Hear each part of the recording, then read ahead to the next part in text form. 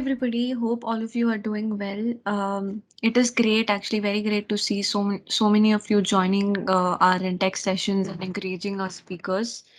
So, another thing would be like really helpful because we could add more value to these tech talks. Like if a lot more of you come and participate in these tech talks. Leaving that apart, good evening. It's actually very great for me to introduce a speaker of our speaker for today, who is going to be talking about, as you know, Flutter language for iOS dev. So it is Vipul Arvind, and Vipul has over 25 years of IT industry experience and is working as a staff engineer in SSP Group. So all the best, Vipul, and over to you. Thanks. Thank you, Dikshita. Give me a moment. Let me know when you guys can see my screen. Yes, we can see your screen. Okay. So good afternoon, everybody. Basically, today we will be going over most of the technologies, languages, and the technical stacks which are available for iOS development. They can broadly be divided into two categories: native and non-native. Native technologies are those which are basically coming from Apple itself. So using Objective-C and Swift language. And the non-native tech stack are the tools or technologies which are developed by third parties for one reason or another. And I think the major players are React Native, Flutter, and products like Cordova, PhoneGap, if you have heard of them. So we won't be going too much into details of each and every technology, but the idea or the main outcome of this whole presentation or this hour is to just scratch the surface and to understand why we have chosen native, in particular Swift language, for development of our SDK, the team which I'm part of. So that's the main agenda of the presentation today. Feel free to ask any questions in between. I have my colleague Rajat. He will note down the questions if there are any and I'm not able to answer. So then we can get back to you in a day or two, like with those questions, basically. So let me start. Also, I'm using two computers. Second one just for my notes. So if you see me looking here and there, you can, basically I'm just looking at my other computer for the notes. Here's the agenda for today. We will start with understanding of the iOS ecosystem and various dev environments. We'll see some example applications, screenshots, and we will go over the comparison of various technology stacks, as I mentioned earlier. Then we will move on to a very important exercise. It's just basically some examples. Like we will think us that we are some design company and other people or other companies are coming to us for app development. And based on their ask, based on their requirements, we will suggest them some technology. So it'll be kind of case studies. And at the very last leg of this presentation, we will do the InMobi SDK study. What are the requirements? How it is basically designed and developed, and how it fits in the overall like publishers applications. So the very first thing is to understand the iOS apps ecosystem. I know we are all engineers and some of you have much detailed information about this thing, but I just wanted to cover so that it's informative for everybody, for starters, for people who have a lot of experience, everybody. When we are looking at this particular slide, the main thing, the 3 points that we are trying to make. If you look at any device, that is iPhone or iPad, anything which is coming from Apple itself or the operating system, Basically, that is iOS. It's packed, it's there. They maintain and manage it. And anything which is not coming from iOS or Apple is basically third-party applications. Applications like Facebook, Instagram, WhatsApp, your games, Call of Duty, or any other application in the retail world.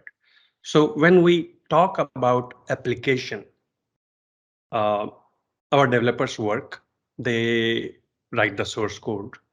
And once they compile the application, the output package is IPA. It's just the format of the file.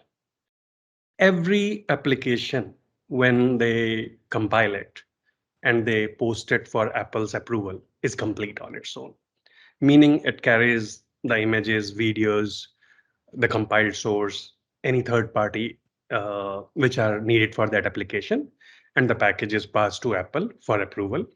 There is an approval process, and then once Apple sees that application is fine and it's acting uh, as advertised, it approves it, and then the end user can download it from the stores.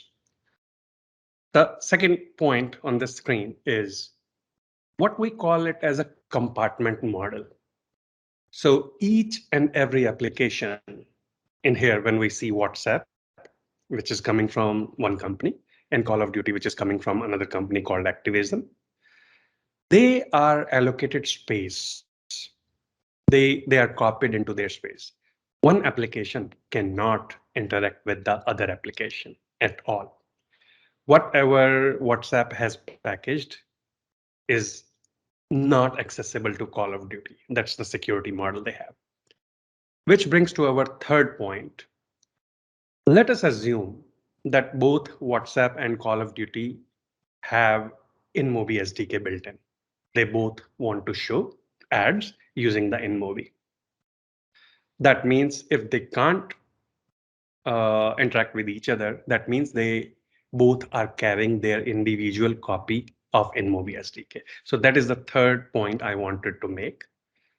That comes important in the size calculation about the whole discussion why our SDK or any third-party SDK should always aim for minimum size. And I mean, basically, that will be one of the deciding factor what we choose for development, what environment, what technologies we choose for. So to finish up this slide, everything which comes from third-party companies is an application. We cannot just make a SDK and publish it to iOS or somehow copy on the device that it will be available for all the application. No, anything non-Apple has to be an application and which is complete on its own sense. Second, no two applications can communicate with each other unless these applications come from the same company. Then there can be interaction. Data saved by one application is accessible to the second application. Thirdly, if a third-party SDK is needed, every application needs to carry their own version. So before moving on to the next screen, I'll just have a brief halt. As it's like, this thing is also pretty much true with any other operating system also. They are somewhat like, more stricter or less stricter, but the model holds. So far, any questions?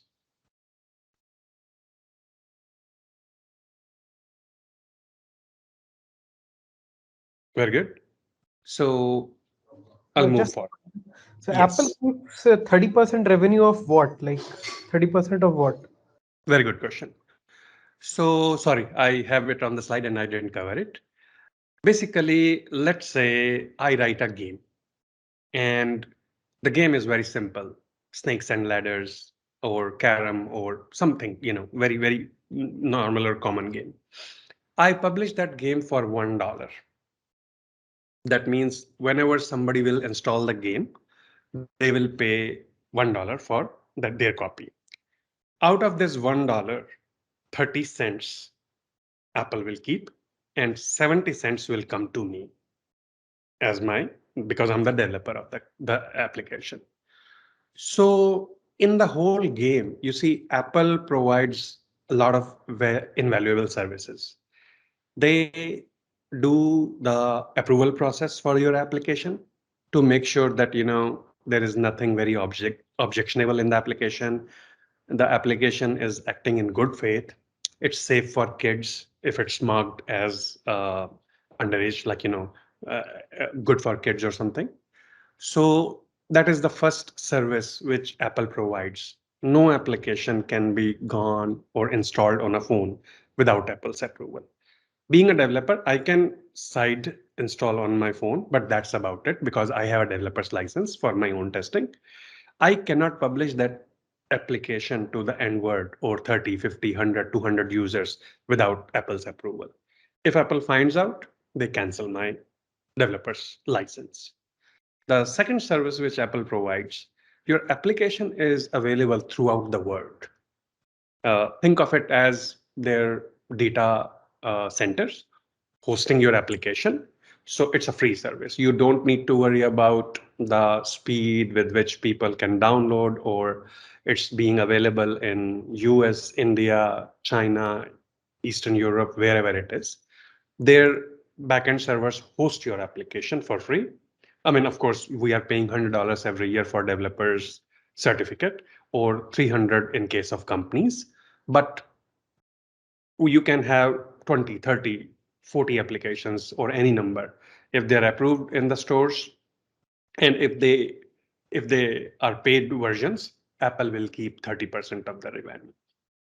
This includes anything which is sold through that application. So let's say if I make a game and in the game, there are actors. Each actor can pick up some gun or some ammo while playing the gun. So I can mark the ammo for another 50 cents or whatever price we decide on. So these are called in-app purchases.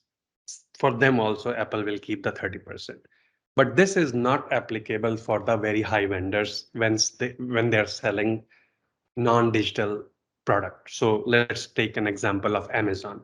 If you download Amazon application and via Amazon application, you end up buying a $30 shoe, then I don't know how it works, but Apple is not taking 30% revenue of that stream. That comes in the separate category. But for any other developer, like me being a comic book developer or game developer or an application where I'm selling a service, Apple is taking the 30% of the revenue. So that's a very long answer for what is this 30% revenue.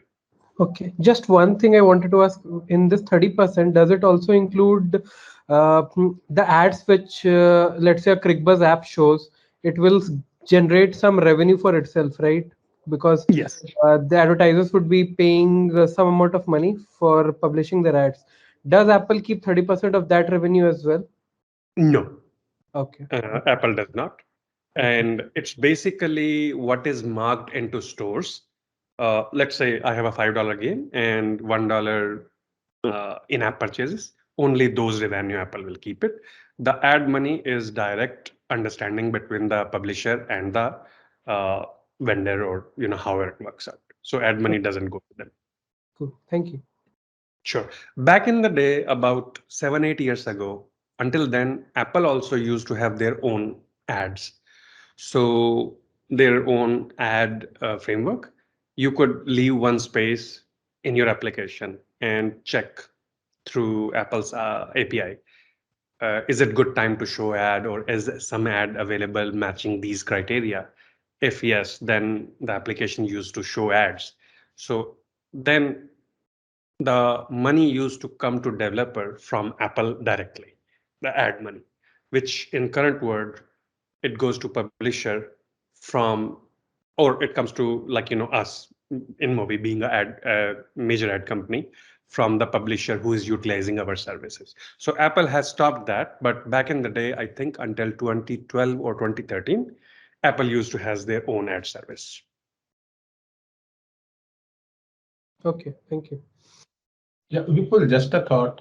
Since this 30%, it looks huge. So why, I mean, app owner can they can charge the money inside the app, like Amazon or Paytm. We can add any order or any subscription we will be able to take. So what I see that why they are not doing that and why they are charging money at the time of installation. Yes, I will need to go. Rajat, if you are there, can you please note down the question? I think on the very higher surface, the answer is if you already have a infrastructure and if you are selling goods, which are physical goods, then the application is just another means. And then Apple, of course, doesn't charge you. I mean, they are basically happy to host Amazon on their systems. But if we are selling only digital services and the predominant way is these things, I mean, we could be in the web surface also. So let's say if I have a website for digital comics and I'm selling those similar comics from application itself, all the users which are installing the applications, that money, 30% I'm paying to Apple. But if somebody is coming directly to my website and downloading or reading comics from there, then Apple is not in the picture. But then we are not paying them. So to find exact answer why Amazon is not paying 30% of any good physical good sold, and why me being a smaller person paying 30% on the digital good, we will need to find exact answer. But I think on the broader level, it is like, if you are a huge company and you already selling through other channels, then Apple is not taking money from them. Okay. So bear with me. It might not be the whole answer. That's why Even I had the idea that if I develop one app and through that app, if let's say if I'm integrating with a UPI and I'm basically providing this feature for my user to pay money. Correct. Apple will not have any idea that how much money transaction is happening in my app, and then in this way we can easily like save this percentage of revenue. So that's why I had this question that why people. There might be some reason that maybe I'm not aware. So yeah, that's Sure. reason. Also, there is one another important difference for companies like Amazon, or let's just say if we have our own Amazon-like application, the actual transaction happens on their servers when you are buying something using Amazon application. But within the digital app where I'm selling comic book, where they install the application and they can buy one new ammo or what in the gaming world, that transaction is going to Apple. Basically, it's happening on the Apple servers. So the person or the end user is paying $5 to Apple. Apple gives you 70% of that. That is the another criteria which comes to mind where the transaction is happening.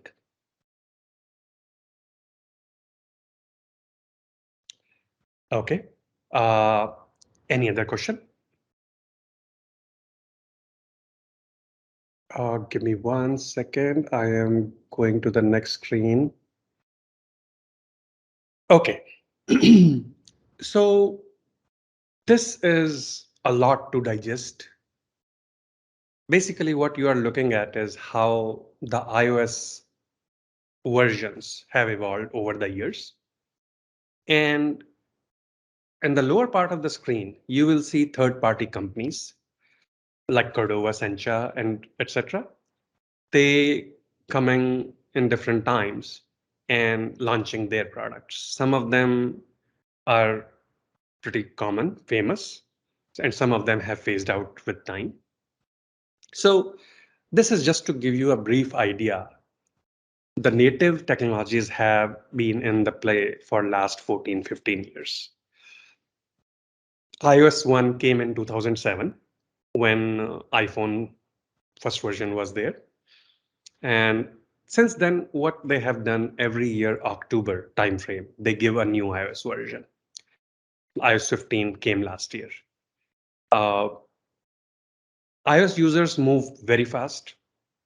So let's just say if there is a new version of iOS, 90% of the users end up installing the new version within a week or two, which is very, very quick. So in the iOS area, Apple area, there is a rule n-1.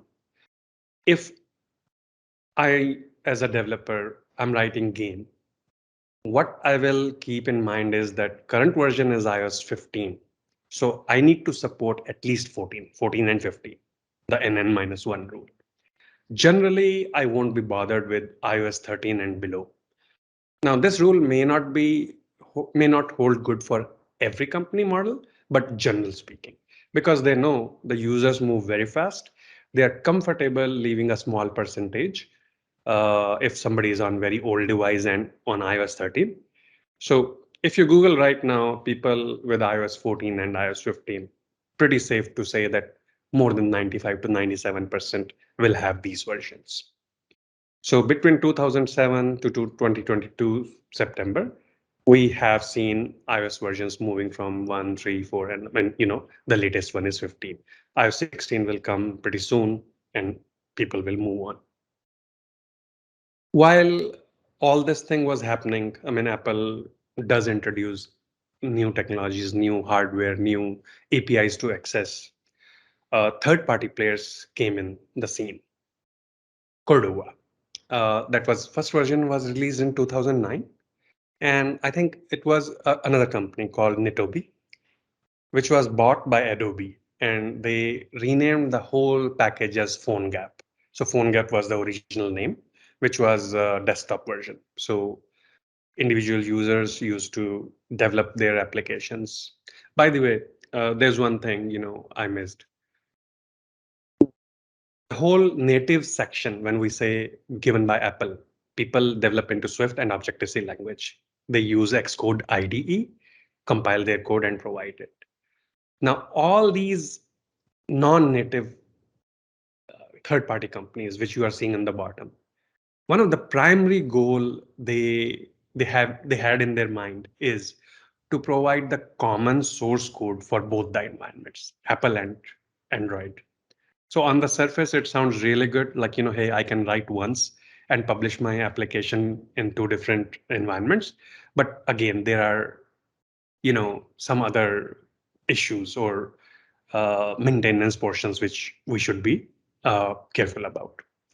So when I say Cordova, Sencha, Xamarin, React Native, Flutter, one of the main driving factor is to write the code once for one or more platforms. Like Flutter, they say that you can write like for 6, 7 platforms, which is Android, iOS, web, Google. There is something new coming, Fuchsia or something, and then Microsoft also. So the main driving factor has been one code base and multiple targets. The final compilation, I think we covered, maybe I missed it. Yeah, here. The final compilation of any iOS application happens on Apple Macintosh. You have to compile it on Apple.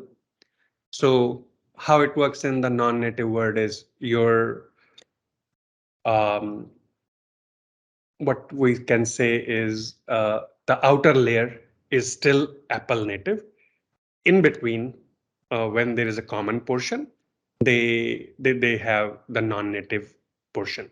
So we will write a shell in iOS, which will call the common code, and we'll write a shell in Android, which will call the common code. That's how it works. But the final compilation of any Apple application has to be on Apple Macintosh. That's another their marketing gig. The more and more developers they have, the more and more Apple Macs they can sell. So for final compilation, the developer has to do the stuff on the Apple Mac. You cannot compile the application on any Windows-based system. Going back to our Cordova guy, so Adobe bought it, renamed it PhoneGap, and finally they come up with the open source version and named it Cordova. They have been keeping it pretty up to date, but now we haven't seen any major updates since last 2 years. The technology is HTML5, CSS3, and JavaScript. So what they have is basically a Java engine sits between the user's code and the end machine, and there is messaging involved in it, which is a very common function you will see in Sencha also. So since there is a new Java engine, the response time is slightly slower, which may or may not be visible in every application, but there is a whole new layer between the native stack and the user's code. Now, Sencha has pretty similar story. They started in, to 2010. They have their last stable version in 2015, and then they moved to a new product, which is Sencha Extension JS in December 2021. Both these companies, I don't have numbers, but I can pretty safely say that, their users will be in single digits and definitely less than 5%. But we can look up the numbers. I mean, this thing came to my mind. I think I will, but not at all like, major players right now. The third guy in our list is Xamarin. So it started as two separate components, Xamarin iOS, Xamarin Android in 2012. Microsoft bought it. And since Microsoft bought it, I mean, huge money is involved. And they have been the second largest player so far, up after the native technologies. And they have been pushing updates every other month. One of the major difference here is that they are not on HTML5 or CSS. They utilize the .NET and C#. So all the folks as in developers, which were coming from Microsoft Word, they have a very easy segue in to develop applications for iOS and Android. And hence the what I will say is like, more and more following of this thing. It integrates with the Developer Studio, which is the predominant IDE for Microsoft folks, developing, developing the code for Windows. So that makes it even more. I mean, one IDE you are doing development for Windows, you are doing for Android. It makes it more and more easier. Going forward, I think right in 2012, Mark Zuckerberg. By the way, this slide has a lot to digest, but it's just historical context, like how each and every company came. So if you guys get any question, please stop me. I'm just going with my flow. So do stop me anytime if you have any question. So right in 2012, Mark Zuckerberg said that they did a huge mistake by betting on HTML5 and not going native.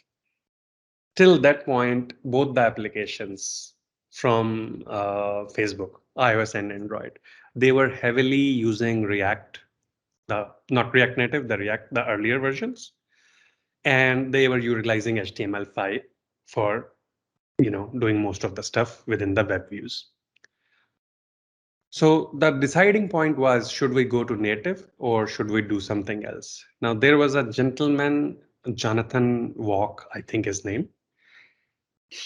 Jordan Walk, he figured out a way to generate UI elements using background thread in Java, which was pretty huge deal at that time. I mean, it still is. So when you are doing development for iOS or Android, one of the very guiding factor is never update the UI from background thread. I mean, all the developers who are in my team and in other teams also can attest to that. But Jordan Walk, he found a way where he could change the UI or update the UI from the background Java thread. That is one line major base for the whole React Native. Facebook maintains the React Native stack. Its application is built on it. Instead of using HTML5, the developers can use native languages plus the JavaScript. And that's how they are doing it. The, the application I mean, if you seek my review, I wouldn't say it is very good looking application, but it works. I mean, it works for different reasons. UI UX comparison, it may be inferior to some other applications. Some other applications like high-end names like Louis Vuitton or Express or Avon, but it works. So Facebook has been very honest and very keeping this stack up to date and running. We do get regular updates. There is the good community following. So that is one another good player, major player in the non-native world. The last entrant, Flutter. So it came into the scene last 4 or 5 years ago. With first stable release, I think about 3 years ago.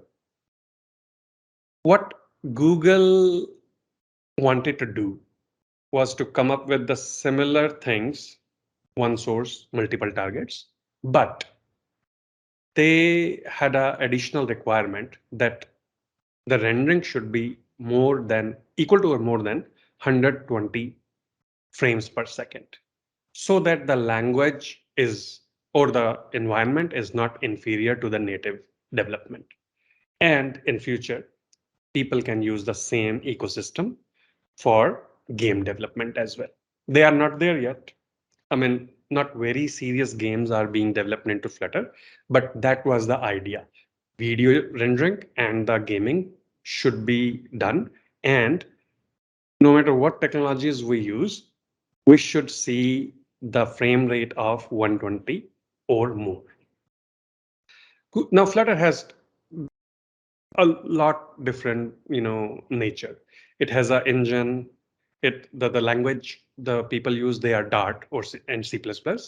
So it has a Dart engine built in, and communication goes through that between the user's code and the machine or the device.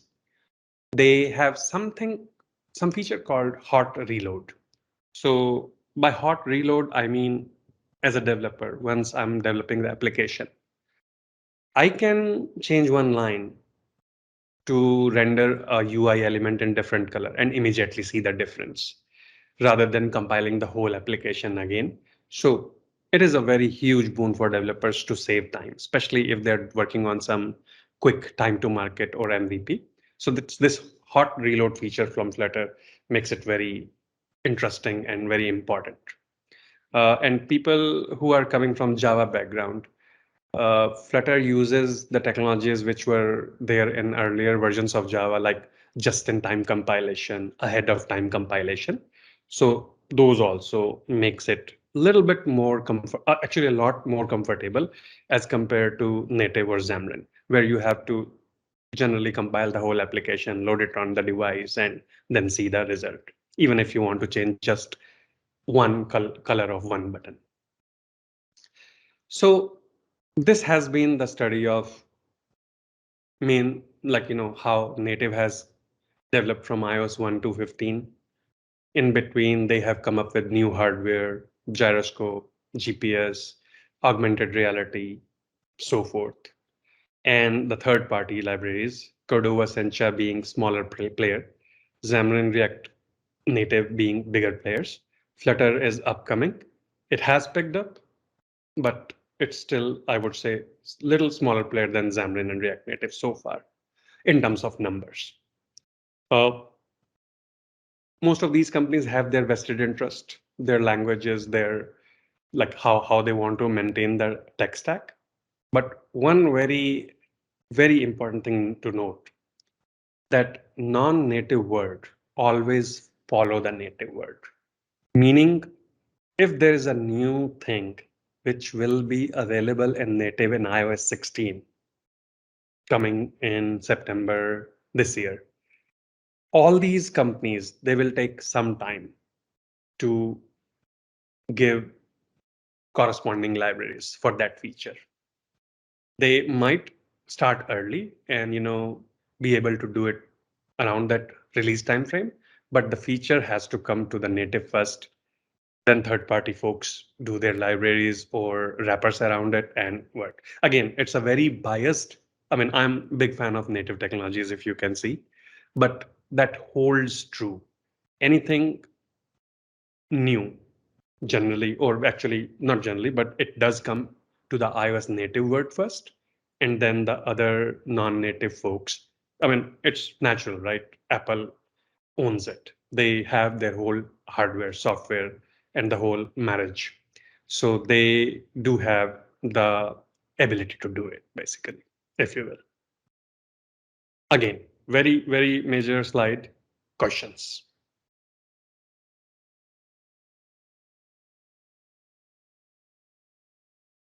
Things will go smoother from here, but I want to take a stop and, just give you a chance to ask any questions.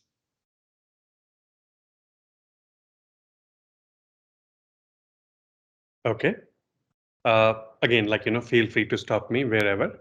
Hi, Arvind. So this is Yes. So I want to ask something. So Apple is moving towards the Swift side, and there are some framework which is only Swift framework. There is no any Objective-C support for that. So does Flutter, React, and all these things are providing that support or not? Yes. So that is a very interesting question. Interesting because it has a three-way prong or three-way access, three sides to look at it. First thing is Apple itself is moving from Objective-C to Swift. That has been their vision or their support or their how they want the developers community to move. So, and then there is a third party, as you are saying, that these guys have that wrappers or not or support. So you can look from Objective-C side, you can look from Swift, and you can look from third party. Objective-C has a issue that it's tied to the original core C. I mean, successor of C++ language. Swift doesn't have that issue. It's a brand new language and a different ball game. So Swift is free to include a new framework or new technology, if you will. I'm not saying that GPS is only available through Swift and not Objective-C. When I say technology, I mean to say a way of programming when developers are writing. So those kind of things. So Swift can give a feature. Let's just say I mean, when we doing pattern programming, I mean programming based on patterns. So Swift can make a pattern easier without even bothering about Objective-C, and that support can be there. But if you talk about specific libraries, let's just say networking library to make internet or web calls.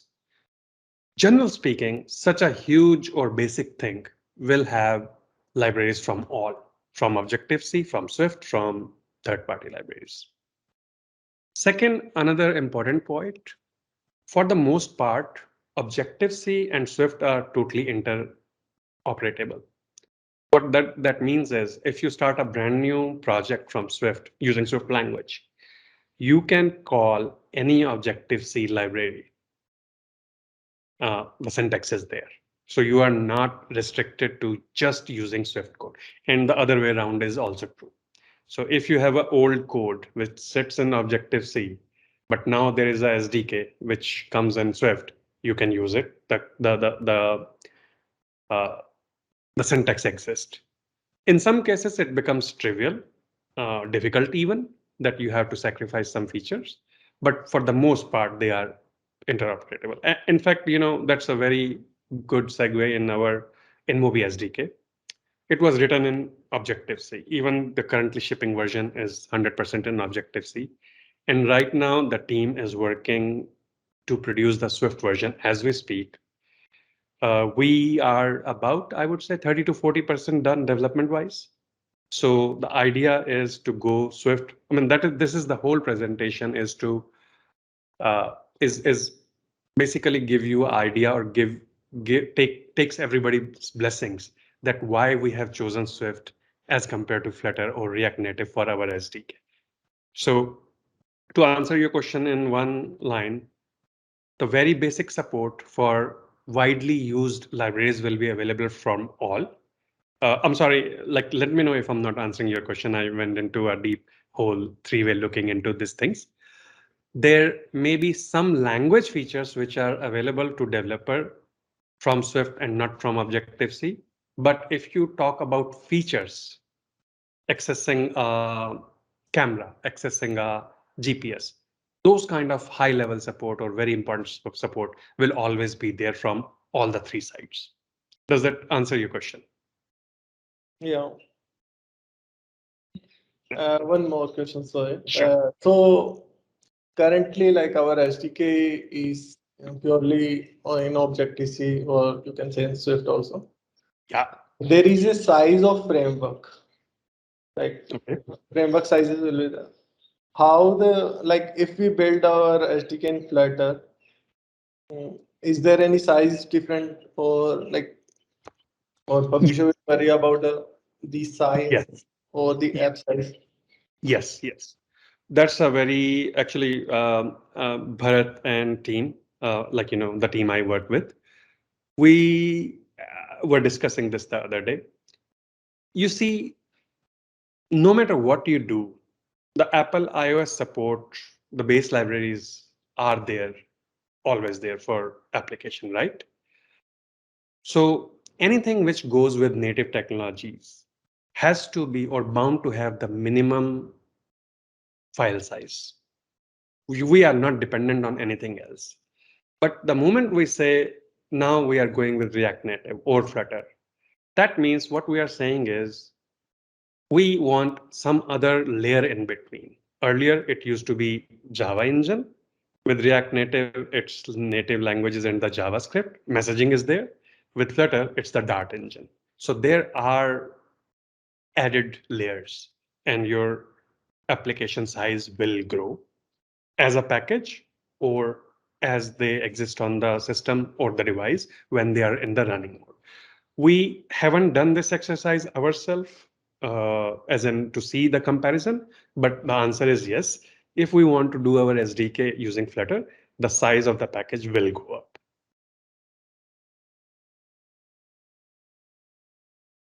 Thank you.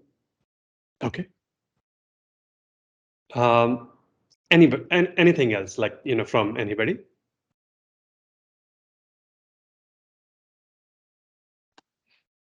Okay. Dikshita, how we are doing on time? Am I too slow or is it okay? Uh, yeah, I think Vipul, we have like 20, I think 15 more minutes.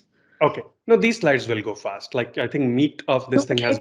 like people are like, engaged. No Sure. worries. You can go in your own pace. Okay. Thank you. So what we are seeing on this slide, everybody, is 4 examples of applications built using different tools: Flutter, React Native, Xamarin, and Native.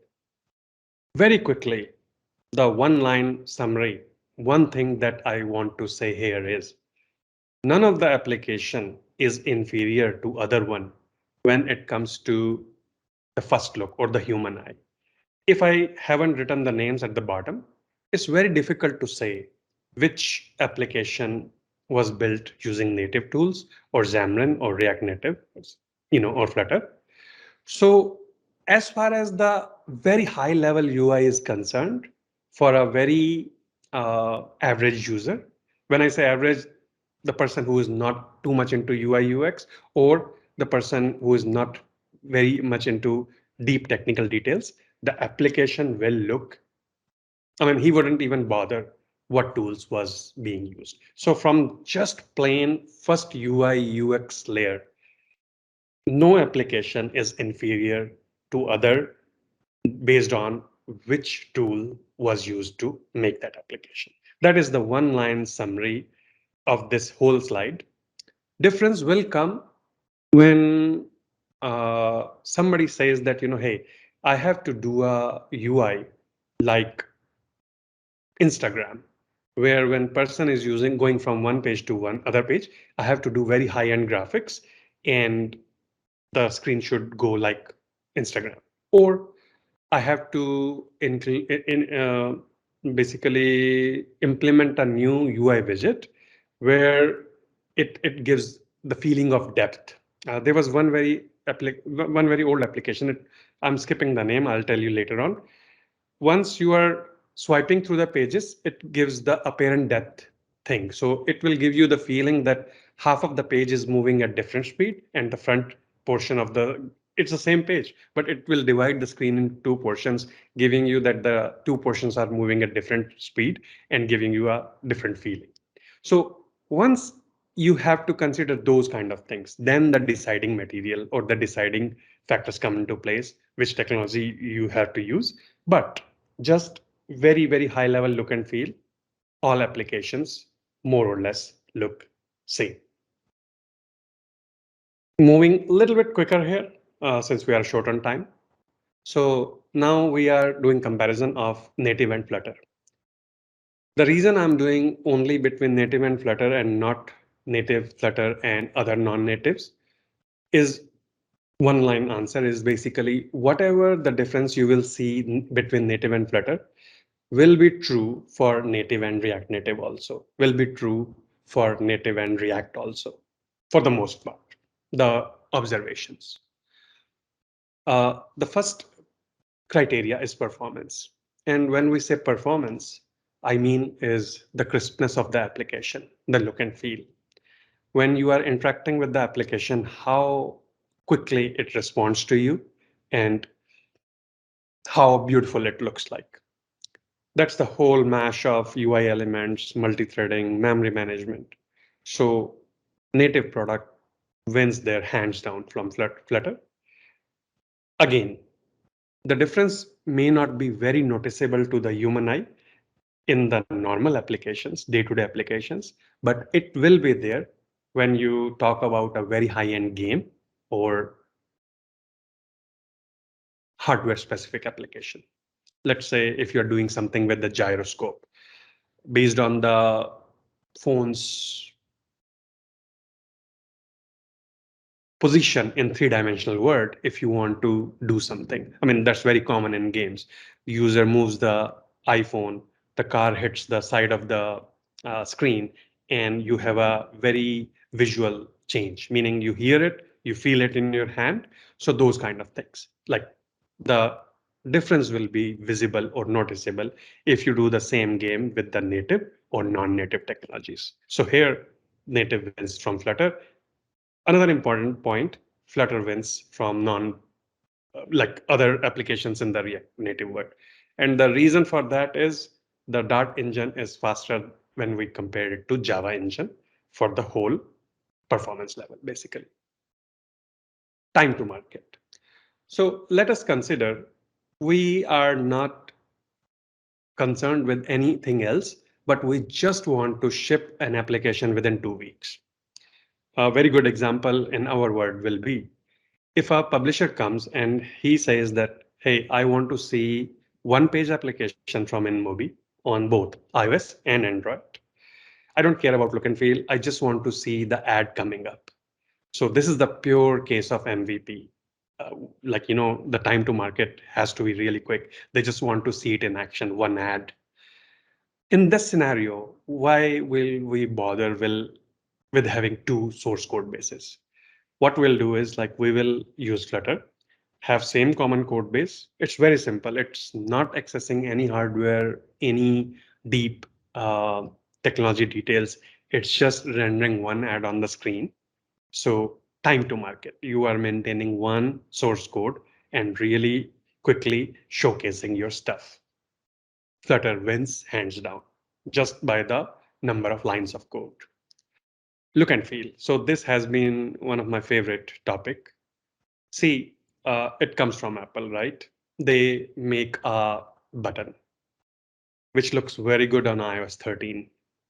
iOS 15, there's a hardware change. Apple goes to some high-end liquid ABC screen.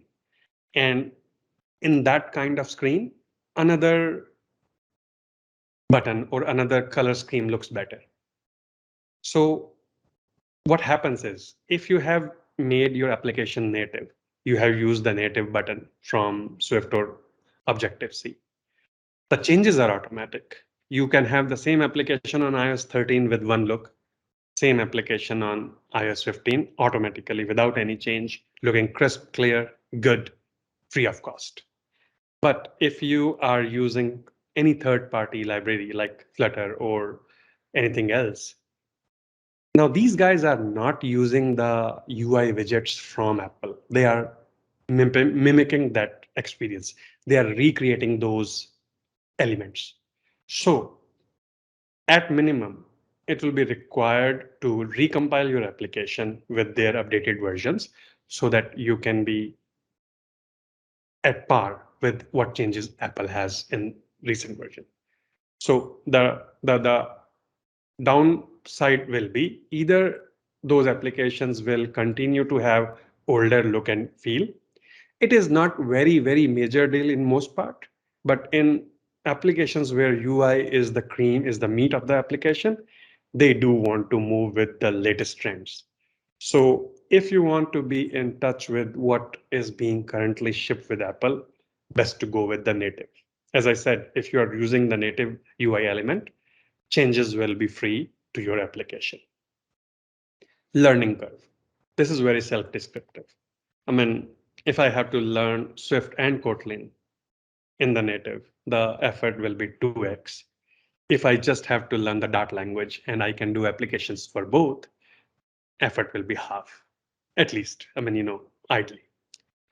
So if we want to consider learning curve, I think Flutter wins there, basically. Comparison to, now we are into just the technical portion, which is applicable for developers.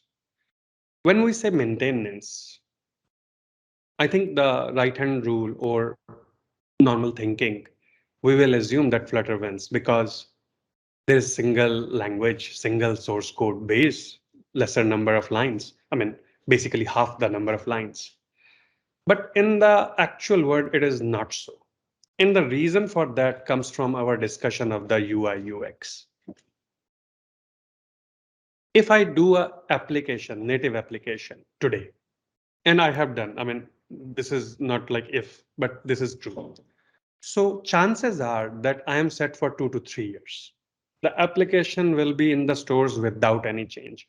I had comic books in 2012 timeframe. I currently have one application for stock market, and another one as a game. You can look it up. So they're running today, and they will continue to run for next 2 to 3 years without any change. But if we do the same applications in Flutter and iOS does do a change in look and feel or some other way, chances are I will have to do a maintenance or recompile my application and publish into stores, get approval, maintenance cycle. So this maintenance cycle might not be a very big deal for smaller companies, but for bigger companies, when they have to do all the user testing, make sure they are not breaking older users and still doing good with the new users, that becomes a huge deal. They do not want to do a release every 3 to 6 months. And even the end users, they are not happy with the applications which are asked to upgrade so quick. So the longevity, the one word in terms of maintenance, native application wins from Flutter. Advanced debugging. Anybody who has used Xcode, you guys can see there are very beautiful tools for performance tuning. You can see the memory management. You can see each and individual thread when they are allocating memory, when the chunk is getting free. If the application is consuming too much memory and alerts are being generated. Those kind of visual aspects of debugging are not directly or cannot be found in another IDEs at one place. There might be one IDE which is doing good job in one, but the other one is on the second one, but it just fits in Xcode. I mean, again, it might be a little biased because I have been predominant user of Xcode. I have done fair amount of Android Studio also, but it's just like, again, you have to have one favorite and the other one's not so much. So it comes from Apple. I have seen it from Xcode earlier versions to now. Very, very beautiful tools to do the performance tuning and application management. Third-party libraries. So here, when I say third-party libraries, I mean the community support. The last third and fourth point I'm discussing together. So if I'm writing an application and I want to do, let's say, voice over IP application, VoIP application, the number of third-party libraries which do VoIP will be at least 10 to 1, meaning if there are 10 libraries available, which are written in native languages, then you will probably have one application, one SDK, which is using the Flutter language. So if you type a question today, how do I do this thing in Swift? How do I do this thing in Flutter? You can very easily see the community support, the people who have been answering the questions in the Stack Overflow, which is very common website for developers. So huge support from the community for the native portions. There is definitely, people who swear by Flutter also, and Xamarin, especially since Microsoft is spending a lot of money. But you will definitely see any library, third-party library, the numbers of libraries, the quality, the questions being answered. One very good example is LMO Fire, which is there for past lot of years.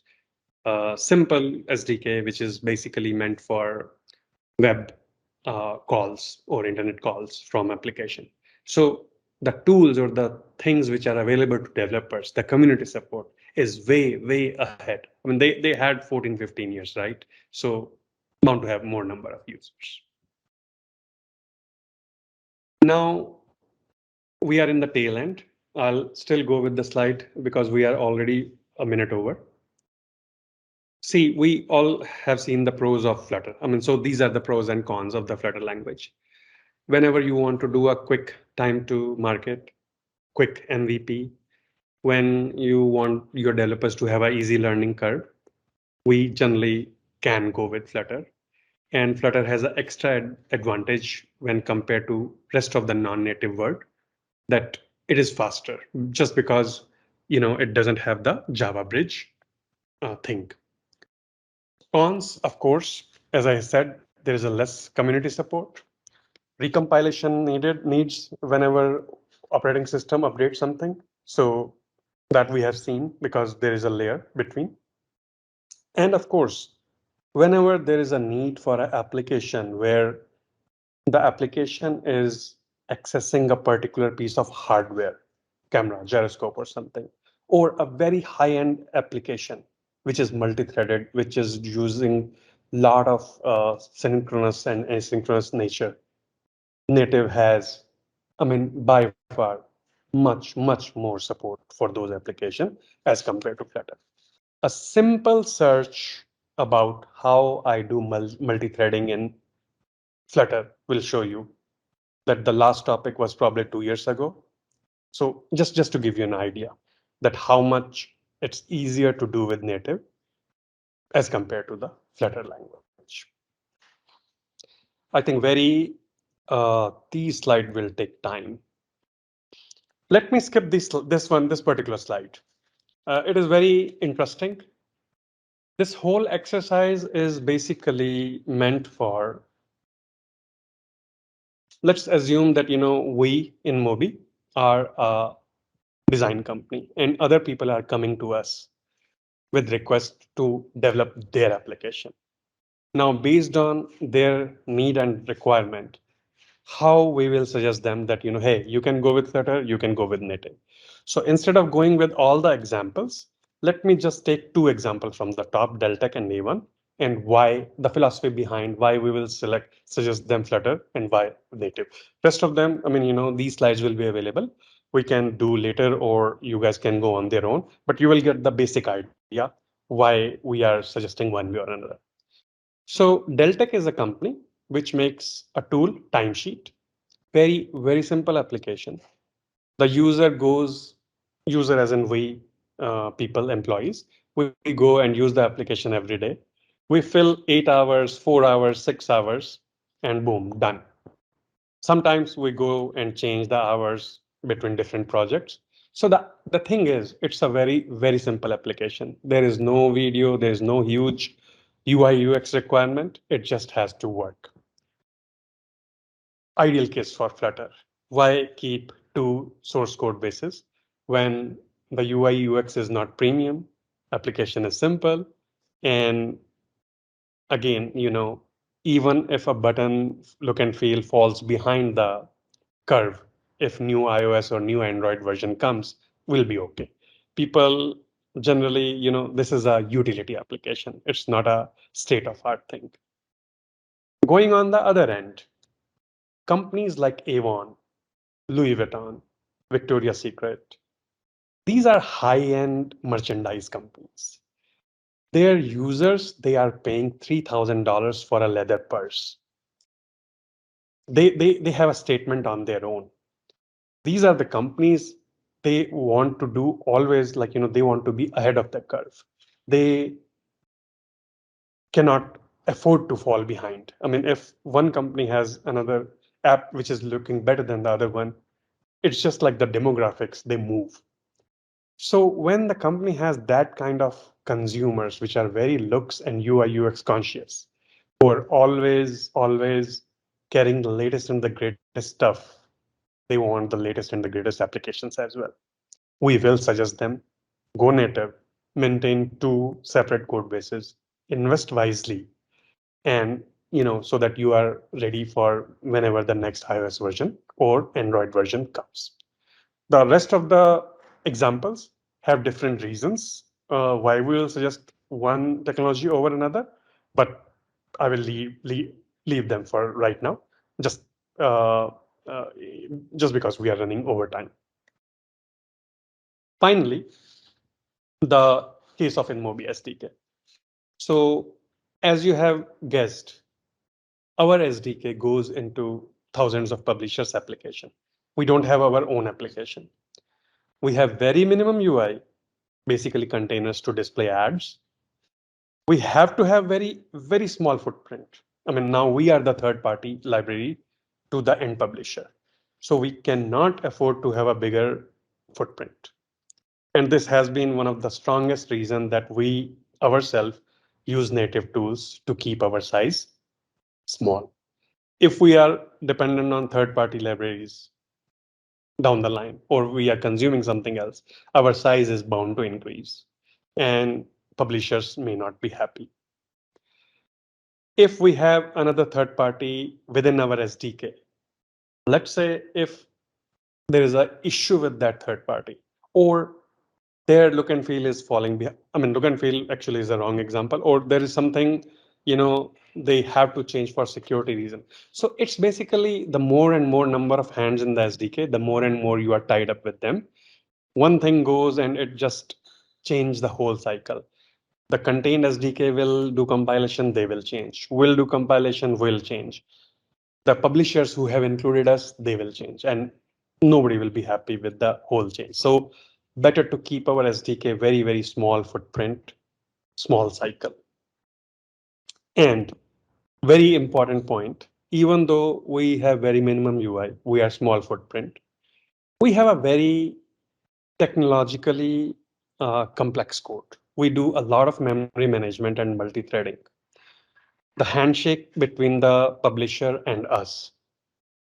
Messaging when the ad is ready, when the ad is loaded, if the ad is viewable, if all the things are set, is it good time to show him or show the users the ad? Several other checks. Is this ad good for this particular reason?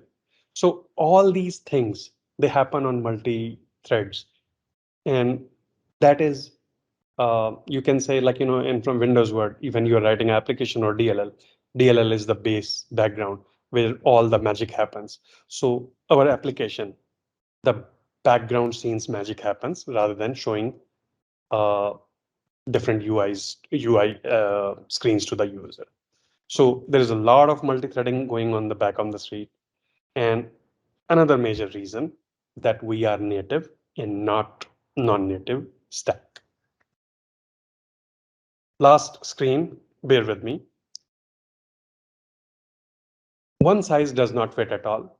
We have seen very briefly, based on users or the company or the client, we can suggest different tech stacks. We know in InMobi, we are better suited with the native stack so that we can keep our size down and we can keep our dependencies down. Flutter is super young language. I mean, it started 4 or 5 years ago. The first stable version came 3 years ago. People are changing, people are doing smaller applications, but it will take time. There hasn't been a very serious game in Flutter language yet. So if I have to give 2 lines update or 2 line final takeaway, I can very easily say that any hardware centric or any serious gaming app will continue to be native in foreseeable future. And specifically for InMobi SDK, we will be on the native stack for predominant 2 reasons, which I think I have been repeating: to keep our size down, to have access to best engine for multi-threading and memory management. And also we will not, we'll try our level best not to include any third-party library to keep our size down. I know the last 3-4 slides I have gone very fast, but open to questions now. Let's take 5 minutes. I know, whatever we can cover, and rest of the questions we can do later on via Teams or something.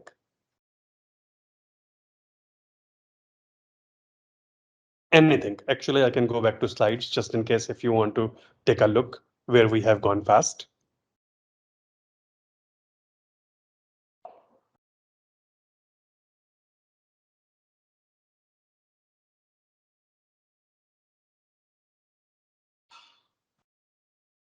Last call.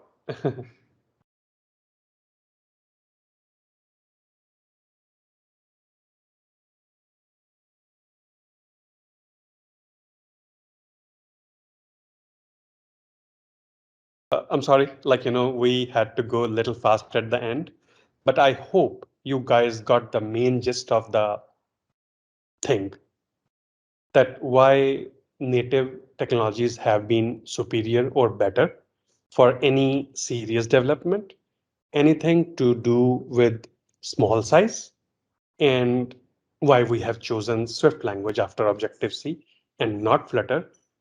We can have a follow-up session to go more into details, to go more into examples if required. But I hope this was informative. As I said initially, that we will not go in details of any specific technology, but we will sort of try to study why overall native side is better than the non-native for a given ask or a given task, basically. Dikshita, over to you, I think. Thank you so much, Vipul, for a very insightful and really engaging session. And like you said, we could definitely have a follow-up session, if people want to go into more detail. But thank you so much for leading this and for a very engaging session. So thank you everybody for attending this session, and please give us your feedback on the session as well. And if you have anything to uh, tell Vipul, please feel free to communicate it to him or ping any one of us. Thank you. Thanks, everybody.